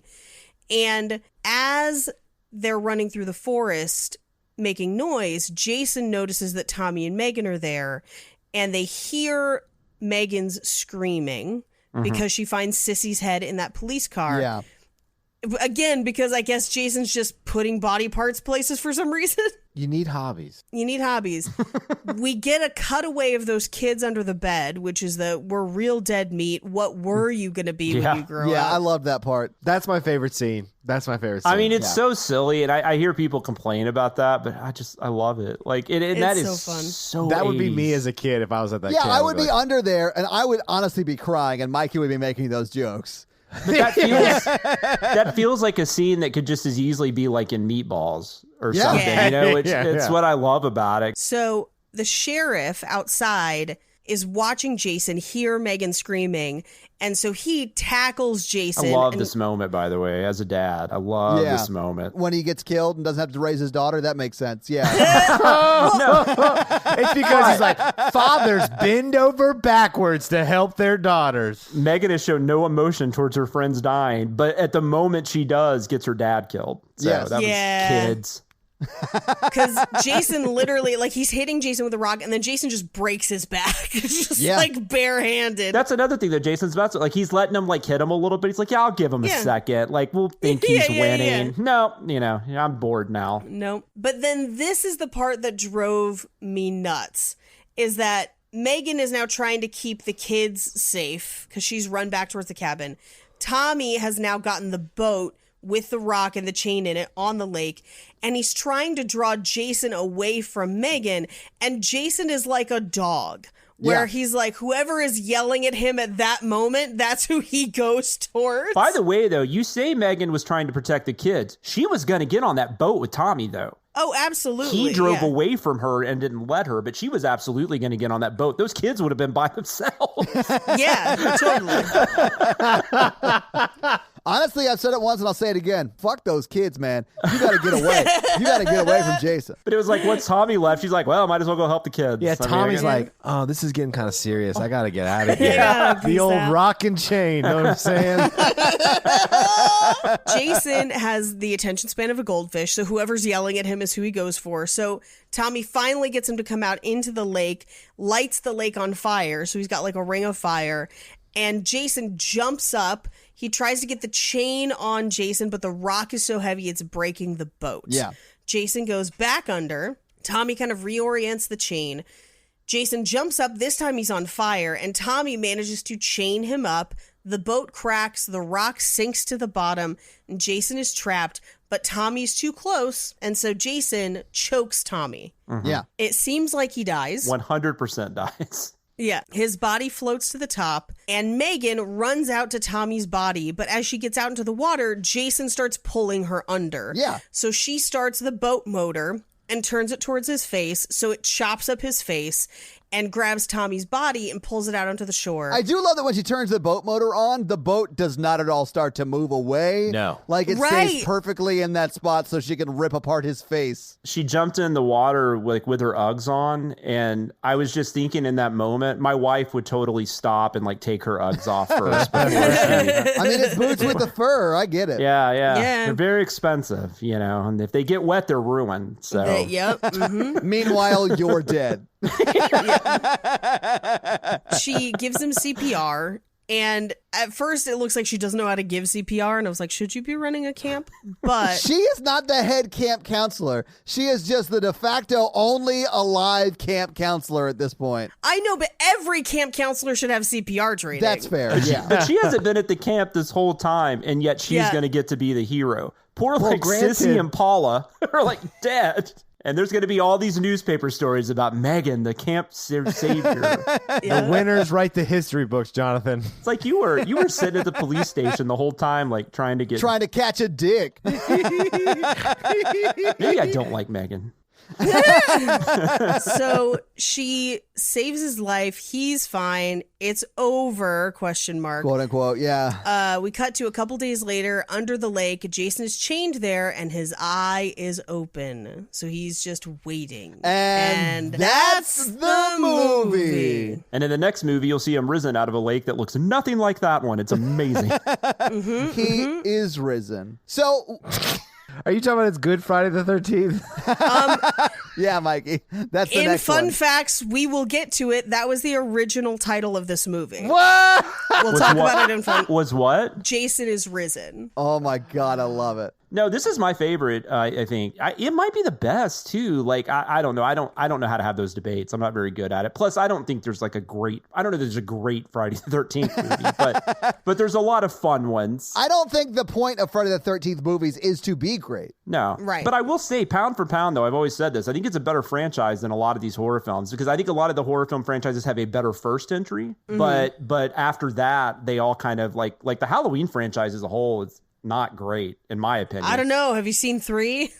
I do love 3. 3 is my favorite so far, although that's as far as I've gotten in it. This is my favorite Tommy. He's my favorite Tommy's too. He's super dreamy. Yeah, he is. I mean, he's had a career, but I wish he kind of did more mainstream stuff like this. Like he did Return of the Living Dead, I think the year before this. So there's a few films you might remember him from, but I don't know. I feel like he should have had a bigger career than he did. And I like this kind of Jason. I like this kind of Jason too. It's Yeah. a lot of fun. Like it wasn't really scary at all. It was just like one of these like No. silly slashers that I guess a lot of the like 80s slashers became as they became more and more sequelized. Yeah. I would say this is definitely my favorite Tommy as well. This is also the Tommy that shows up. I don't know if you've seen the fan film Never Hike Alone. I have. But yeah, I like this one. I think this one's pretty serviceable, pretty fun. It has everything that you want from a Friday the 13th movie with a lot less of the things that you don't want from a Friday the 13th movie. And so I think that's why I like it. Yeah, I could see that. I used to love this movie, but now that I'm watching the series more, I think I like the Cocaine Bonkers ones even more Yeah, that's than fair. that. 5 is so funny. Yes, like, it Yeah, is. I do love this film, and I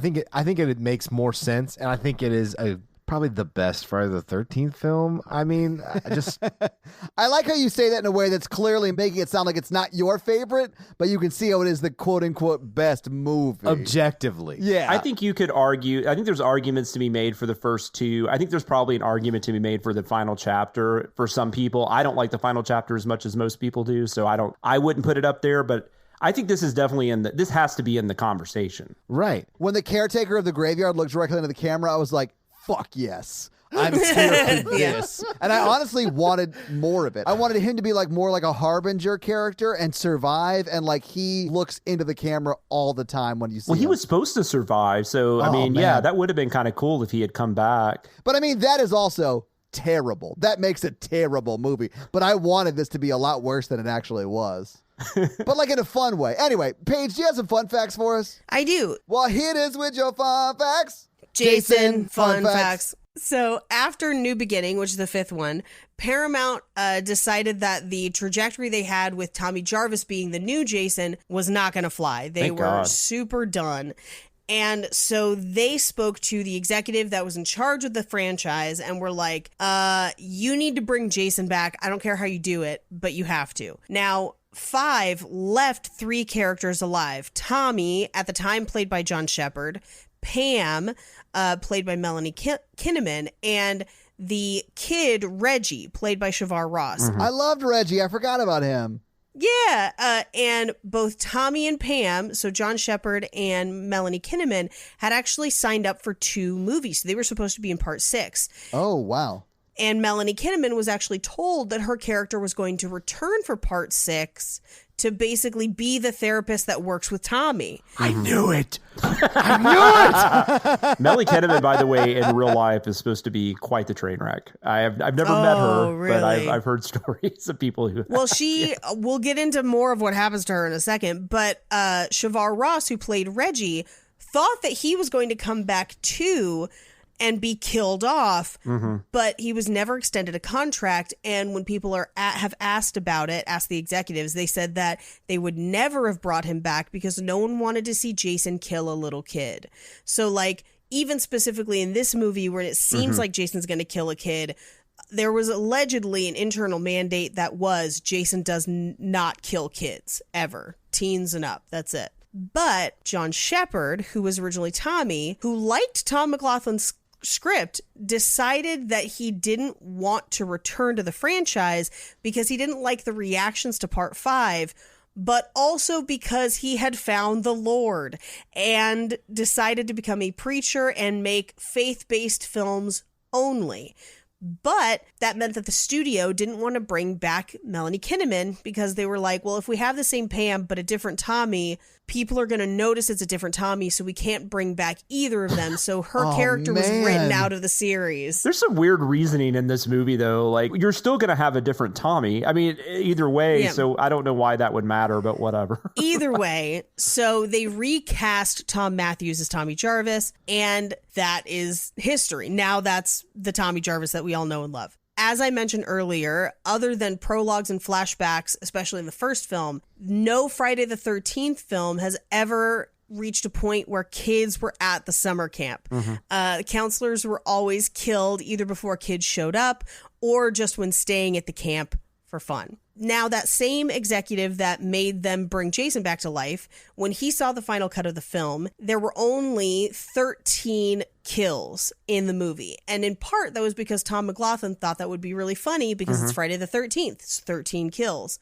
But Paramount didn't like it, and they wanted to pad the kill count. So they forced him to do 2 days of reshoots to add more kills. So that's when Martin the Gravedigger is added. The couple on the nighttime picnic is added. That's also why they get killed at the same spot. And also Sissy's death, because originally she was just decapitated. We don't see it, and we never see her head again. So adding her, having her neck literally spin around, and then finding her head later are all added. Wow, really? Okay. So was the Gravedigger never a character until they decided to make him a victim? Yes, and if you look carefully, he's never actually in a shot with anyone else. He's not. Yeah. Oh, that's true. Yeah, it's a reverse shot. So, like, even when people address who you think they're talking to him, they're not. They're just saying things, and then they've cut him in where it fits. So, Movie magic. Tom McLaughlin wrote the script across the Christmas holiday of 1985. Merry Christmas. Merry Christmas. And in doing it, he watched all of the previous Friday the 13th movies. But when he turned in his script, and he credits it with because it was Christmas, the script is originally titled Friday the 13th Part 6, Jason Has Risen, which is an Easter reference, but yeah. Yeah. But Paramount found that to be in horrifically bad taste, and they retitled it Jason Lives. Disagree, Paramount. Disagree. I mean, I will say, I don't know that Jason Has Risen is a great title, though. So, I mean, I'm okay with the change, but the reasoning behind it doesn't make any sense. I mean, they would get sued 2 years later for trying to make I Love New York posters with Jason coming out of it. I mean, I think they should do Jason Has Risen at Jesus Camp. Oh, man, that'd been crazy. I love everything about that. Crystal Lake is now a Christian camp. Ooh. Or it's like a pray away camp. That'd be even better. Like a conversion, like a gay conversion camp. Ooh. I love everything about that. So we mentioned that the redhead in the car in the VW is the director's wife, but she was actually almost killed on accident during shooting.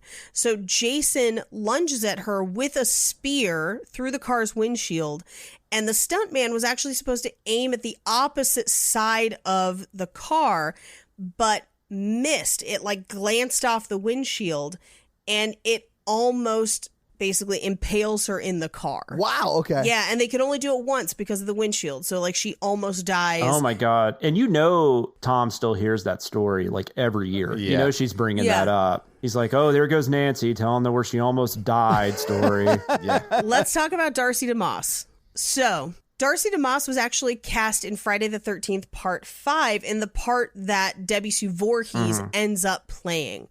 And her boyfriend at the time also ends up in the film, but Darcy DeMoss did not, because during her audition, I don't know if you remember when we talked about the director of 5, but he had largely directed pornos before that point. That makes sense. Yeah. So during the audition, he asked her to lift up her top and show him her breasts. And she says, no, that's unprofessional. My agents didn't tell me there'd be nudity, and you can call my agent, and bye. So she leaves. Good for her. Yeah. As she comes back for a wardrobe fitting, because they do cast her anyway, he propositions her and tries to ask her out. Oh my God. And so she was like, no, and got fired, but did get paid. So she gets paid for some of the time that she spent on that movie, but she doesn't end up in the movie. And the casting directors felt so bad that they brought her back to audition for Jason Lives and told her she was not going to be required to do any nudity. But then on the day that they filmed the sex scene, the producers were like, hey, but could you go topless? And she basically told them to go fuck themselves, but got to stay in the movie. So this is the only Friday the 13th movie with no nudity in it because she said no, but kept her job. Good for her. I think she said something along the lines of she might have done it, but like she would have had, that would have needed to be in the contract. She needed to be paid more because that was definitely a thing at the time. You got paid it's more. Still a thing. Yeah, it's absolutely still a thing. Well, and she had actually done nudity before in the movie Hard Bodies, but it was because it wasn't in her contract that she said no. And you do get paid more. And so, but if you don't negotiate that ahead of time, you don't get paid more. Because weirdly, I mostly know her for the line in Can't Buy Me Love, there's only one other titty almost as pretty. That's a line. That's a terrible movie, by the way. It is. And we need to do it for a Romance in the Pod because it is amazing. Talk about a movie much like Sleepaway Camp, a problematic film. Oh yeah. Oh my God, yes. So let's talk about the sheriff and Megan. They are only 16 years apart. Okay. That's technically possible. It's technically possible, but he was her acting coach. Oh, wow. Now, let's talk about Jason's changing size. Now, here's what's funny, because I found this in an article, and they have a picture of the Jason butt shot, which I found very funny that they also noticed it too. But the first day of shooting, which is all of the paintball stuff, stunt coordinator Dan Bradley played Jason, but the executives, and these are the same people that wanted to bring Jason back from the dead, it's like the same guy every time, said that Jason was too fat. And so they recast the part with CJ Graham. It's so mean. Yeah, who had no stunt experience, but had been in the military. And so he's got like a soldier type body and basically just executed the stunts well. And so they were reshot, like some of those scenes were reshot, but Dan Bradley still makes it into the movie for a couple shots. other than that, it's all CJ Graham, who I think goes on to play Jason the next one too. No, Kane Hodder. The next one Is it Kane Hodder? It's the Okay. beginning of Kane Hodder's like 4 movies. Yep. Gotcha. Okay. So alternate endings, aka alternate storylines. The shooting script included a scene back at the police station where Deputy Rick was still in the jail cell, and as the door opens, he calls for Megan to let him out, but it's not Megan, and so everyone kind of thinks it's Jason. This is what I was talking about. Yeah. But in the script, because we've already seen Jason be defeated, this is the first ever time where we see Jason's father. Really? Yeah, so there's some sort of conversation they have, but it mentioned him being cremated from part 5, which does happen at the end of part 5, and they just fully ignore for this movie. But in this scene, his father says that he paid for his son to be buried. And so they didn't want to mess with it, I guess, where it was like it added a layer of complexity to the story that didn't really add much.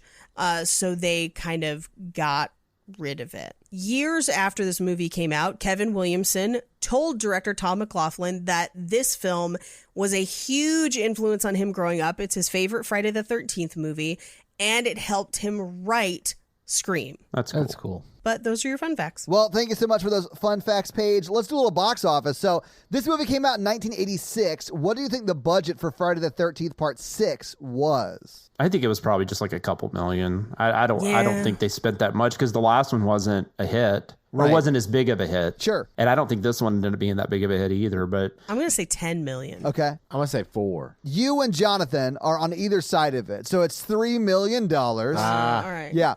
So it came out in theaters, and you would think you would have guessed this because they really drive home the point that it's Friday the 13th in the movie, right? So it came out on August 1st, 1986. And it was number 2 in the theaters the weekend it came out. Now, number 1 was Aliens. Oh, well, okay. Yeah. and Aliens had been out for a little bit, 3 right? weeks. It was its 3rd week, yeah. And then, of course, number 2 was Friday the 13th Part 6. Number 3 was the first Marvel movie ever to grace the theaters. Howard the Duck. Howard the Duck. Number 4 was Karate Kid Part 2. And number 5 was Heartburn. Oh, the best Karate Kid. It's the one where they go to Okinawa. Hell yeah. So Yes. what do you think Friday the 13th Part 6 made the weekend it came out? Again, August 1st, 1986. The weekend it came out or total? The weekend it came out. So it was number 2? Yeah. Number 2's pretty good. So it probably made like 8 or 9 million. That would be my guess. Yeah. I'm going to reuse my guess from the first one and say 10 million. I'm gonna say 12. All right. You guys are all a little bit high. It's Oh. 6.7 million. Aliens brought in pretty good. 7 million. So it did really good against Aliens. I mean, Box office now is so different than it was, but it's just so weird to think back to. well, it's inflation, man. Like, Yeah. so in 1986, that $6.75 million that Friday the 13th Part 6 brought in is $16.7 million today. yeah. So yeah, it was a big hit. I mean, it made way over its budget back in its first week. That's great. So what do you think it made total domestic box office for its total run in the theaters? So I'd say around 20. Yeah, I'm going to go 18. Do you have a guess, Mikey? 21. All right. It actually ended up making $19.4 million. Wow. Which, if you adjust for inflation today, is $48.2 million. So it did all right. I mean, it made its money back. Yeah. They clearly made a few more after this, so it kept the franchise alive. But that's what it made in the box office. That's probably pretty accurate. That's probably about what it would make today. It'd probably make about 48 million or something if it, Yeah. whatever the 2021 version of this is. I don't know what that is. Yeah. But But yeah, so that's your box office. So, Mikey, let's hit him with that scary scale. Scary scale listeners is a scale 1 to 10 of how scary we found the film today. It's not a scale of quality. It's a scale of scary. Our 1 example is Ghostbusters, and our 10 example is Texas Chainsaw Massacre. Jonathan, how scary did you find this film? God, I don't even think this is as scary as Ghostbusters. Can we go under that? Can we do like negative? You can't go negative. You can't go negative. No, it's a 1. I mean, it's not. Yeah. There were scenes I think that are kind of chilling. That scene we mentioned where he's walking along with Paula from the window. Yeah. The scene that got me as a kid was when he walked into the water because he just walks straight into the water. Yeah. And he just keeps getting lower. So there's stuff like that that's kind of chilling, but nothing is scary. Like I'm never just like on the edge of my seat, like, oh my God. Paige? 1 for me. Yeah, it's a 1 for me, too. it's also a 1 for me. Yeah. But so thank you for listening to the Scary Scale. So, Jonathan, thank you so much for guesting on our little series on Friday the 13th. We can't wait to have you back on the show, but not again until May 13th. Of 2022. Hey, that's my birthday month. That'll be fun. But in all seriousness, no. I mean, all jokes aside, I always enjoy doing this. So thank you guys for having me. Absolutely, we love having you on. Yeah, I love talking about horror movies. I don't really get to do that too much in my other job, my other podcast. So it's fun. In fact, we should talk about that. Do you want to do your plugs so people can know where to find more from you? Sure.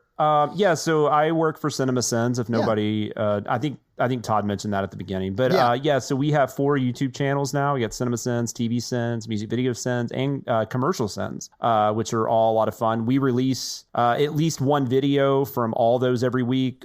Cinema Sins and TV Sins, we release 2. So it seems like pretty much every day you guys have new content. Yeah, out. you get 7. Did I say that right? 6 new videos from us every week, and we haven't missed one in a while. So it's we're pretty consistent. The main podcast I'm not on, but it's called the Sincast. You should check that out. It's a lot of fun. Yeah, we've guested on it a few times, or once. Yeah, you absolutely have. And you've had Chris on. You've had Barrett on. Absolutely, yeah. Yeah, I also do a podcast with Aaron Dicer and Danae Hughes called Behind the Sins, where we talk about the channels every week. And it's a lot of fun, man. And we talk a lot about like our kids and other things too. So it's just, it's a good time. Come join us. And that's pretty much. I'm on Twitter at SamLoomis13. SamLoomis13, yeah. I'm on Letterboxd. I think you just look up my name, or you can go to my Twitter handle and click on the link. That's about it. That's all I really do. Social media. Technically, I'm on Instagram, but I don't really do anything on there. I just stalk Todd. That's about it. That's all I do. If you're stalking me, all you're getting is like pictures of my pets. Yes, but I like the pet pictures. So Yeah, show me your hamsters. Yeah. I'm looking forward to you showing your hamsters more often. It'll be like, these are my hamsters. It'll be the Friday the 13th Part 6 hamsters. I'll be like, oh, you are full of shit.